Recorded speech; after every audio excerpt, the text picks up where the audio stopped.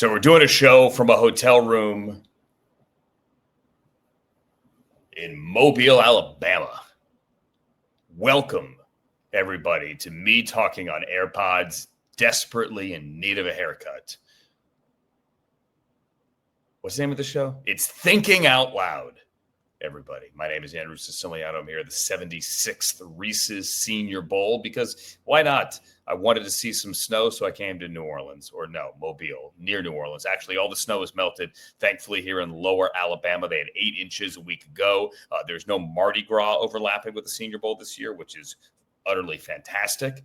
That the streets are not nearly as congested, but also kind of sad because Mardi Gras and the Senior Bowl make an amazing combination. Why are you at the Senior Bowl, you ask? Well, I'm down here with the Browns. They have 12, at least now, maybe 13 picks, depending on some of the other picks that may slide their way, compensatory and supplementary and all those other picks. Supplementary is not even a real word, but they have 2, they have 33, and their whole brain trust is here, as is the entire NFL. So I am here. Your favorite head coach is likely here. GM certainly here. And last year, 43% of the draft, 110 players were selected that were here in Mobile at the Reese's Senior Bowl, including 10 first-round picks. So, listen, it's Dak Prescott and Jalen Hurts and Josh Allen and Baker Mayfield and Justin Herbert and Daniel Jones and Carson Wentz and you name it. All those quarterbacks were here at the Reese's Senior Bowl. How about Bo Nix and Michael Penix last year? Here at the Reese's Senior Bowl. How about Cooper Kupp or Puka Nacua? 5th and 3rd round picks, respectively, here at the Senior Bowl. So that is why the entire NFL is here, wearing dry fit and drinking cheap Bud Lights late into the night in lower Alabama. And Sam Betesh, there was also, I bet you didn't know, maybe you did, 2 conference championship games this past Sunday, including congratulations to your Philadelphia Eagles. Didn't wreck the city. I don't think the fans did not wreck the city. If they did, so be it. I kid. But congratulations to the Eagles heading to New Orleans. Are you going to go? So it's really been a debate here in the house, as you can imagine. I believe that I am not going. I have family that is in New Orleans, not the same family I had from years ago. The cousins and uncles that were there are now in Austin, Texas instead. But my mom is from New Orleans. My parents met at LSU. And so, yes, it felt like maybe I'll do it. Should I go to the Big Easy? But superstition or not, I've just decided at this point, we're gonna watch responsibly at home as a father. As a husband, we're going to be that guy, although there will be a house full of people. Or I ask you this, should I rent out a movie theater and watch with people all around me? It's always one of those difficult things where based on the outcome, it's fun if you're there to celebrate with everyone. It's not. I mean, when you root for a team that's in the Super Bowl, yes, it can go one of 2 ways. And when it goes the wrong way, that hurts. And so so I've never had that opportunity as a fan of, well, I'll take it back. With the Rams, yes, I was there. Yeah. And that was amazing. Both times. Good and bad. With the Browns, I've never had the opportunity. I would no way in bleeping HE double hockey sticks rent out a movie theater. What a waste of money. Well, you have a nice televisions in your home. Yeah, why would you do that? I'm all for keeping it to a small circle of family. I don't need to watch it. I'm either at the game or watching with a small group. I don't need to watch it with like 60 people. It's either small or large, and large being the stadium. Yeah, I understand it. And I had an opportunity. I went, as far as Eagles Super Bowls, I was there in Jacksonville, as you all know, with you at the Super Bowl, which they lost the 2004 season. Sam snuck in, for those who don't know. It was really interesting. We actually did. My cousin, Danielle, we surged in. I don't know, a group of Patriots fans wanted her to get in, even though she didn't have a ticket. And somehow, I don't know how they got her in, but that did happen. But the Minneapolis Super Bowl, I was not there. And of course, that one went well. I'm putting a light on as you keep talking. Let's do it. I like that. That's fine. And then the Glendale Super Bowl against the Chiefs 2 years ago, I was there in Glendale for a couple days ahead of the game, did not go to the game. That obviously turned out predictably with Mahomes winning a close game. My assumption here is this will be very much the same. Mahomes, Andy Reid finding a way to win that game. And Yeah, I'd say the longest answer possible. I'm gonna watch on TV. And the NFL is amazing on TV, and I enjoy it that way, and I expect that, and I'm glad you're there in Mobile to do the homework that all of us need to ahead of the draft. Yeah, it's you get to meet all these guys before they become the guys in the NFL, and it's not just the first round picks. People go, oh, well, look at the quarterbacks. There aren't great quarterbacks here. That's fine. Look at the rest of the league that's here, and all these other players that are not found. They're good players. They're invited here for a reason because they have great college careers. Some at small schools, some at big schools. Either way, they're here, and you get to compete best against best. And yeah, it's where the entire league stands together on the field and watches these guys up close. Mike Tomlin may jump in a drill and coach. Not kidding. He does that every year. Other guys like to sit up in the stands all by themselves and take notes. When I say guys, I mean coaches, GMs, scouting staffs. Everybody is here, period. Anyway, I digress. Let's get to the games. We'll start backwards, AFC to NFC. So, a full disclosure: I was here in Mobile watching with a bunch of my colleagues from the Browns. We went from dinner to another place to watch the game. I missed the fourth down spot. I thought he had it. Nothing else I could say. People want to scream and yell about microchips in footballs. There is a chip in the ball, guys. That's how they do the GPS. That's how they There's a chip in the ball. Okay. It's more than just a chip in the ball that needs to be in place to get a system for spotting first downs. You need laser beams all over the field. I'm exaggerating, but it's more than just put a chip in the ball and fix it like tennis. It's not like that. It truly is not like that. There should be better technology. There isn't. I still thought he had the first down. That's that. Again, I was between two different buildings, so I can't tell you what was said on the air, what Steratore said, or how it played out in real time. I was going from a restaurant to a hotel. But yeah, I thought Josh Allen had the first down. It's not why they lost. It certainly would have helped if they got it, however, but it is not why they lost. In the end, Allen still made a superhero throw. Dalton Kincaid, tough catch. He dropped it. It's a tough catch. I mean, very tough catch. Josh threw a YOLO ball, and Kincaid almost came down with it. I do feel for Josh. I texted somebody late that evening while watching the post-game presser when I got back to the hotel and actually got to see and hear what other people were saying and thinking, and more importantly, what the podium was in the post-game, because I didn't see any of that. I felt for Josh, the look on his face, the finality of these playoffs for any team, all 32. Whenever your season ends, but the finality of losing the postseason like this when you are so close, it's a gut punch as a fan, and it's much different than if you're a player. I remember each and every one of the Browns' losses in the AFC Championship game 3 times in 4 years, 86, 87, 89, like they were yesterday. Remember each and every part of those games. Oh, Ernest Spider fumbled. Guys, that would have tied the game. It wouldn't have won the game. All right. John Elway, that sent it to overtime, right? So I remember every last detail about those games, and I felt for Josh because Patrick Mahomes is in the way. I thought this was the year. I picked the Commanders and the Bills. Nailed it. Utterly nailed it. Fantastically nailed it. I thought this was it. This was not Buffalo's best team, but it had to happen eventually, and maybe it will one of these days, but it hasn't happened yet.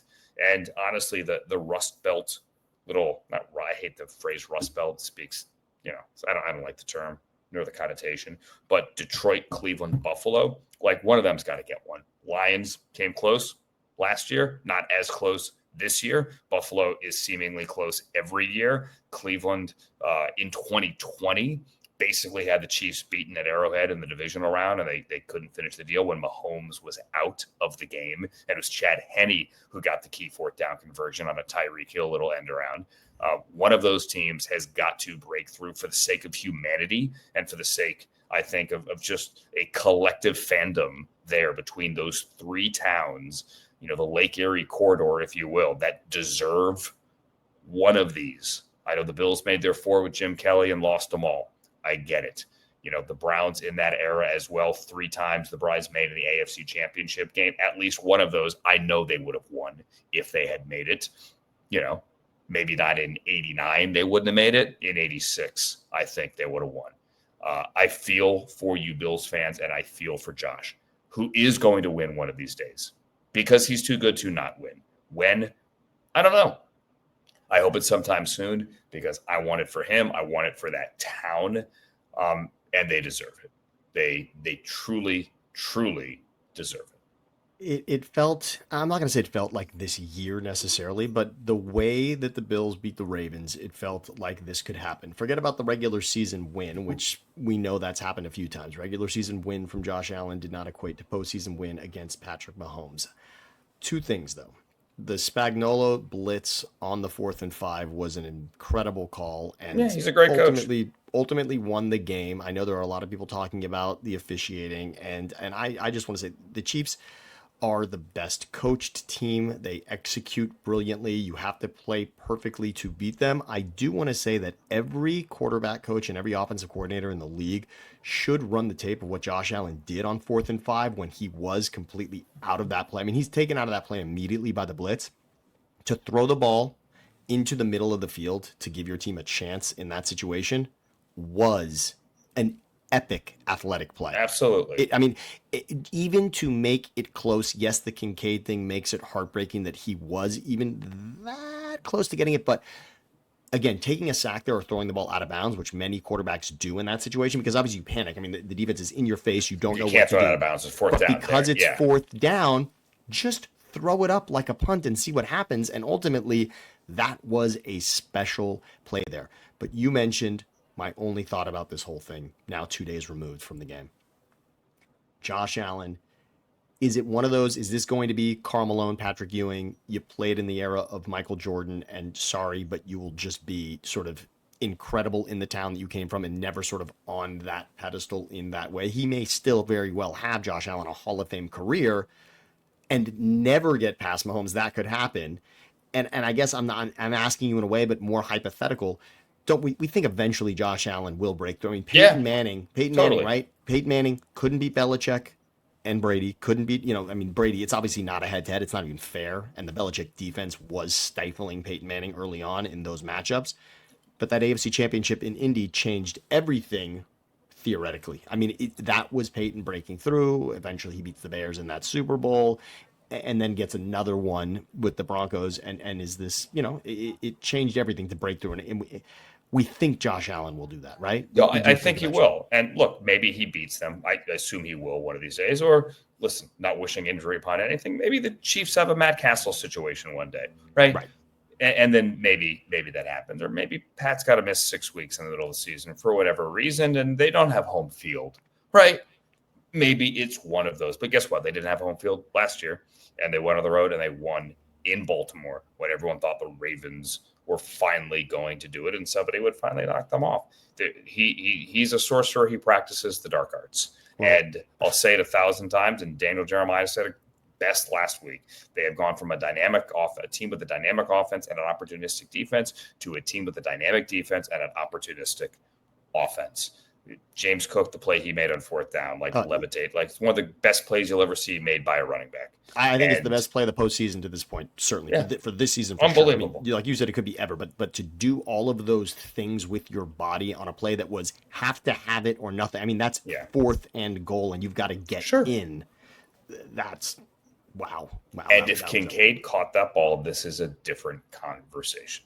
Completely. It's a different conversation. They're within field goal range. Now, granted, last year Tyler Bass missed the kick, right? So who's to say he's going to make the kick this time? I know America has Chiefs fatigue. They're good. They're good for a reason.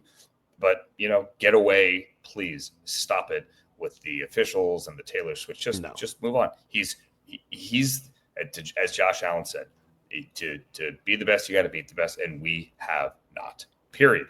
They have not. And to hear him say it, because he knows it, he knows it deep, deep, deep down inside. Have you heard the awful stat about Mahomes being 7 for 7 in situations where his team is trailing in a situation where a field goal or a touchdown will tie or win the game with a minute or less in a game? He's 7 for 7 in those situations. Of course. And the other two quarterbacks that are even in the conversation from a percentage standpoint of being in that situation and doing it are Brady and Breeze, who are each at about 50% in that spot. Yeah. And Mahomes is 7 of 7. There was no doubt that Samaje Perine was going to get the first down. And of course, he had to touch the ball the entire game. So there, Samaje Perine, kids for the win. So good for them. And as for the Eagles, I really thought Jane Daniels would make it more interesting. The Commanders simply played like a team that won 4 games the year before. They did. I mean, they made some plays, not enough. You had to play a perfect game. Had to play a perfect game. And listen, I've said this 1,000 times and had some conversations in the last 48 hours here as well, backing it up. Not backing up, just getting other people's conversations, other people's opinions. The Philadelphia team that I saw in person in October, that others saw in October or even in September, that was not a Super Bowl team. They weren't that good. What they have done, what they have turned around, and what Saquon has done is phenomenal. If the MVP voting were done now, Saquon would win. It's not. It was done at the end of the season, and Saquon, Lamar, and Josh Allen all deserve to win. Whomever wins. God bless you. The Eagles are going back to the Super Bowl in large part, though, because of their defense. Even though they ran the ball exceedingly well, that defense forced turnovers every game. You look up, Zach Bond's punching the ball out. They're getting turnovers on special teams, even though the one against the Packers was, I still don't know that they ever recovered the football, but congratulations, you have a football. So good for you. This is an interesting matchup. The ticket prices are down. I'm not one of these people that says America doesn't care because ticket prices are, I mean, look, we have a long way between now and then. I'm getting all these people asking me, pick the game. Like, no. You pick the game on Friday before the game. Like, that is a Radio Row amateur bit. If you're picking the game on Monday, hey, guest is here on Monday. What do you think? Who's going to win the game? No, stop it. Like, save that for Friday. Like, you got to gather all the information, and I'm going to hold back on that as well. I never thought this Eagles team was good enough to get there in October. But when I saw them, Sam, and I've repeatedly said this, and you were there as well, that game in November on a Sunday night in LA, I was like, okay, I get it. They are a bully, and Jalen Carter and the Eagles bullied the Commanders. Some of what Jalen did was actually legal, but they bullied the Commanders, and hey, they could puff their chest out right now. Good for them, because all the moves that they made, many of them worked. Some of them did not, but we are officially in the 2-week spin zone of the Eagles have never made a bad move in the draft or off the field. So get ready for that car wash, rinse, wash, and repeat. They've never made a bad move, ever. Well, we know you and I beyond that they certainly have made many terrible moves, and we'll just throw out maybe Nnamdi Asomugha as one. I mean, through the years, there've been some special ones that did not work out very well, and in fact, DeMarco Murray, another one that I'll point to at the running back position, since this one turned out so well.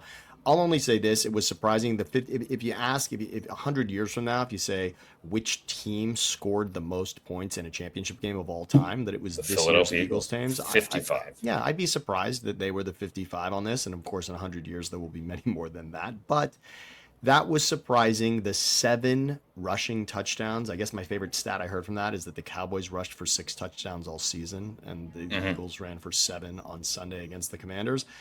That was impressive. You may have nailed it, though. Defensively, that was the tone of the game. The game spun on the recovered kick before halftime. I would say ultimately that was a ball game. That was a 2-point ball game at that point. And for Shipley and Gainwell to make that play to get the ball out and to recover it, that the defense really has been special. And Fangio, what he's done is as impressive as what Saquon has done. And I'd say just one other thing.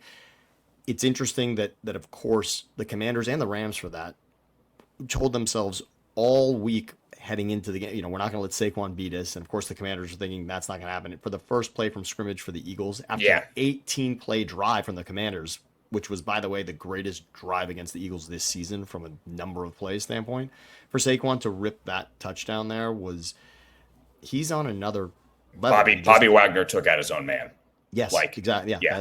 That helped for sure. Yeah. But the C gap was open because 2 Commanders ran into each other. Yes. And the Eagles on an offensive line that for the day was a little banged up. And I'm only saying Saquon for not getting the record. Clearly saving for this situation, and it happened. And like you, I don't want to pick the game, and I would only say feels like Chiefs are going to win the game. It wouldn't surprise me. About Saquon, I was having a conversation with the legendary Chris Johnson today, CJ2K, and I said to him, like, "Were you rooting for Saquon?" I was like, "Hell yeah, I was rooting for Saquon." I'm like, "Do you care? how many games he did? No, I don't. But like, I wish he did it in 14. Like he was laughing about that. Like 14 would have been cool. I said 12 would have been great. I said, but like you're with me. Like there's no reason to play in week 18. He's like, no.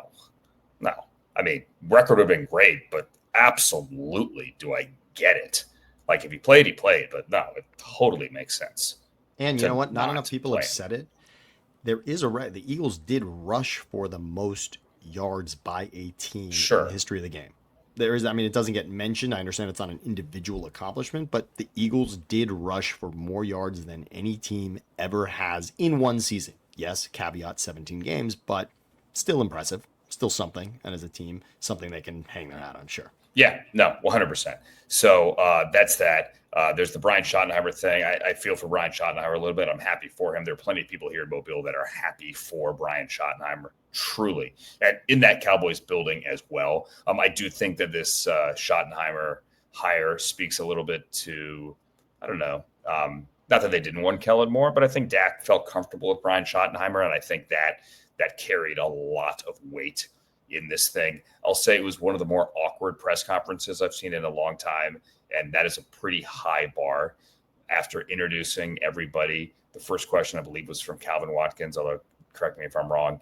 And it was simply, hey, Jerry, why Brian Schottenheimer, in a totally non-combative way. But hey, owner, please explain why coach was hired, right?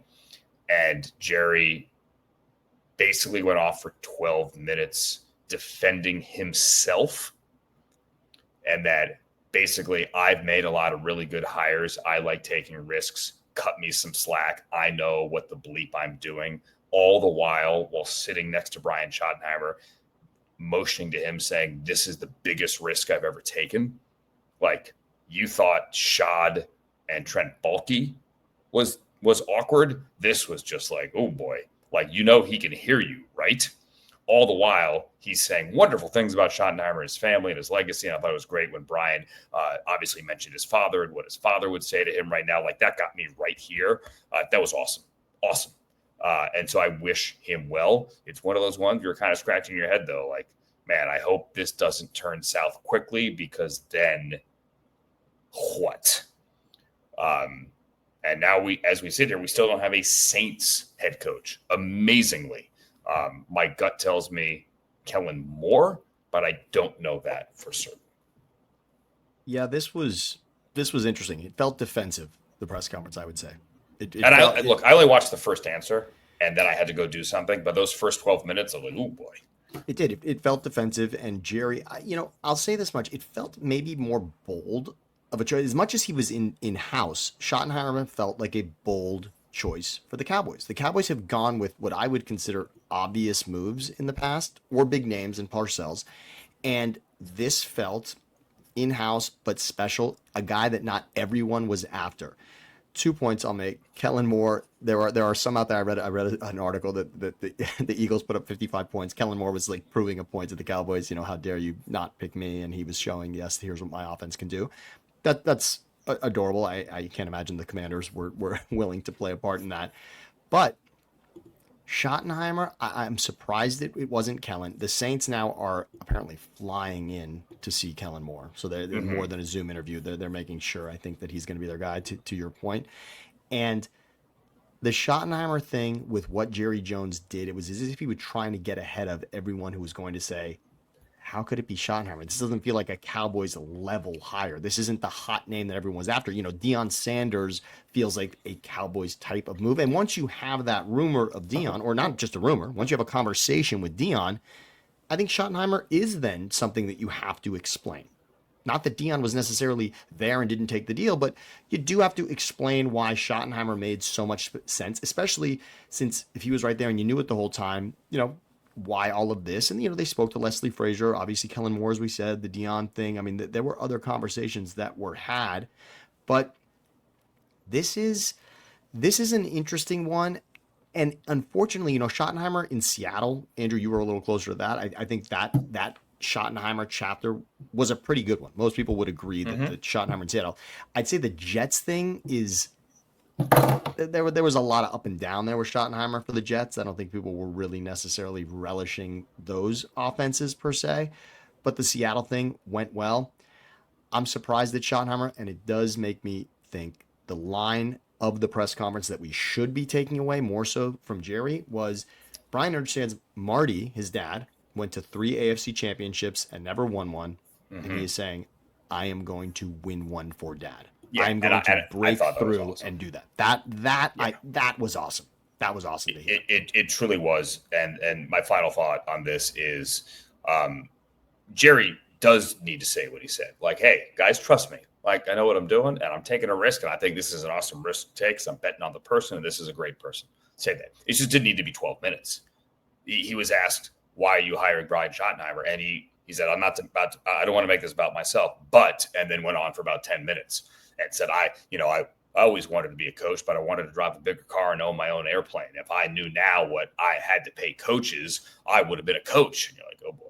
And then he just kept going and going and going and going. You're like, all right, I get the point. Let's talk about the guy sitting next to you. And they eventually did. And Shotty had his moment, and I hope it goes well. Quick final thought here on Mobile. Everyone wants to know about the quarterbacks. Jim Nagy, the executive director of the Reese's Senior Bowl, does a great job putting this together. And not only putting it together, but the other part of the job is keeping the players here because agents tell them go home after having a good day of practice or having 2 good days of practice. Jim made waves on Monday when he said, hey, none of the quarterbacks in this year's class, not none of the ones here, but none of the quarterbacks in this year's class would have been top 6 last year. That got headlines. All it takes is one, though, to bust through and be really good, right? And then, obviously, the narrative, you don't know the narrative now, or you can't really get the results. It takes years to truly grade a quarterback class. The 2 quarterbacks of most note here in Mobile are Jalen Milrose, who won the Campbell Award, the academic Heisman. Let me tell you, heard him on the podium yesterday, spoke to him a little bit, just me and him after practice today. Blown away by the guy. Like, you want to talk about not only A-plus citizen, A-plus young man, like, want that guy in my building. I want Jalen Milroe in my building. Now, do I want him as my starting quarterback? That's another question, and those questions have to be answered, and it won't only be here, but people want to see the accuracy. There were some balls today that you're like, ooh, boy, right? He also, threw a couple laser beams as well. And that is the part of his game that he has to refine. But you talk to Tommy Rees, the Browns offensive coordinator, he'll tell you his 2023 season with Jalen Milroe, the way Alabama developed from how that offense started and how that offense finished is a very proud moment in coaching. And Milroe also spoke of that yesterday. The guy can play. Do I think he's a top 5 pick? No, I don't. Is Jalen Milroe going to go somewhere and have the opportunity to prove everybody wrong? Absolutely. He has all the physical skills and all the intangibles. Just it's the quarterback play that you need to see more of. Jackson Dart had a little trouble today with the ball, a couple of fumbles when he had to be under center. That's not all his fault. None of these quarterbacks work from under center. Most of them don't, however. That is during their college careers. He worked with a bunch of different centers today. Some of them, as he pointed out, weren't even really centers. They were just moving people through. That'll get cleaned up. It's not what you do day 1 of the Senior Bowl. It's what you do by the end of practices on Thursday, how you take the coaching. Really, a lot today was install and how you take it to Thursday. Jackson Dart can play a little bit. The question is, he's got some accuracy. The windows in Lane Kiffin's offense are this wide, right? How does that translate to the NFL when the windows are this wide? And that's what you got to figure out. And the third quarterback today that is interesting. Riley Leonard. Look, I know he looked like a right-handed Tim Tebow, but he's a big kid. He admitted he's pretty beat up, but he wants to be here. He played a 16-game season. Again, there are some accuracy issues, but he's interesting. He's a big kid. The opposite, Sam, is Dylan Gabriel's like listed at 6 feet at Oregon. I did an Oregon game this year, met with him in Eugene before the game. He's not 6 feet. You thought he'd be 5'11". He came in at like 5'10 and a half when they weighed everyone in at the Senior Bowl. That's tiny. I mean, standing next to some of these O-linemen, he looked tiny out there today, but he can throw the football. Like He had amazing RPMs on it, like the GPS trackers. He threw the hardest pass, the fastest pass today. Do you care about that? The ball came out the fastest today on one rotation from Dylan Gabriel, not from any of the other guys. I was standing with one head coach at one point today, and Dylan Gabriel whipped a pass, and that head coach looks at me, he's like, "That was a nice ball." Like, he can play.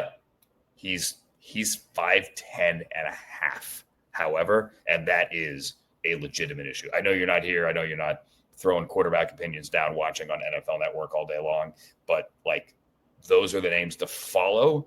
But there obviously is a lot of first-round talent here, especially on the D line, and those are the names that'll get the headlines as the week progresses. You just mentioned quarterback, and it is so fascinating. Quarterback, the hardest job outside of being on the field is projecting a quarterback from this level to the next level. It is so impossible. And I go back to the Baker Mayfield draft. I always love looking at that one because of the names. When you look at Baker, Darnold, Rosen, Allen, Lamar Jackson, and you go back, and at that time, the consensus, we all thought we were having a conversation about whether or not, first of all, in LA, it was Darnold or Rosen, and then, of course, Baker in there. And it turns out that the two guys vying for the MVP this season are, of course, taken after those first three. It's so difficult. Sure. What is getting it right at that position? And then, of course, Brady, Montana being what they are in the draft, later in the draft, what do you get? It can be so difficult. And last year, you got a quarterback that is the final pick in the draft in the Super Bowl with the 49ers in Brock Purdy. It is so difficult to predict. And there used to, think about this. It used to be the quarterbacks from Alabama couldn't win in the league. And then that was all changed, right? And then you had Tua and Mac and Jalen all playing well for a while. Well, Mac was a hot 5 minutes. But what I'm saying is there was that season where you could see, oh, wow, all three of these guys were together in the same quarterback room in Alabama. Now they're all starting in the league.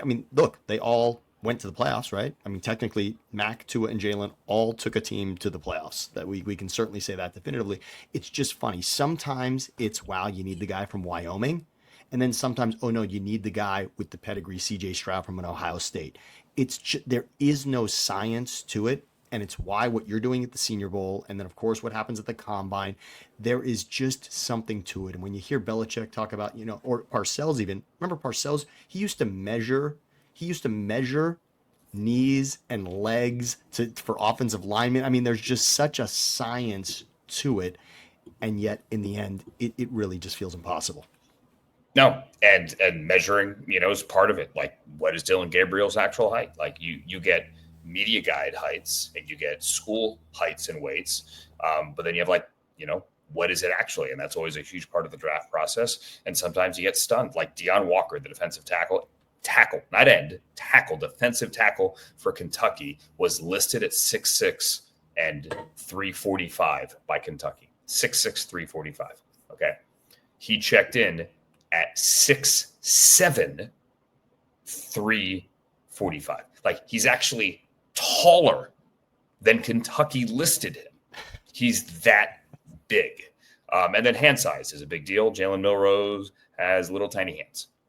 He doesn't, but that's going to be the draft run-up. He checked in like 8.5 hands, 8 3/4. So here comes you can't play quarterback in the NFL with hands that are under 9 inches. I guarantee you, though, and I had this conversation with the GM today, they said, by the time he gets to Indy, I bet you he has 9-inch hands, because you can stretch out your hand, right?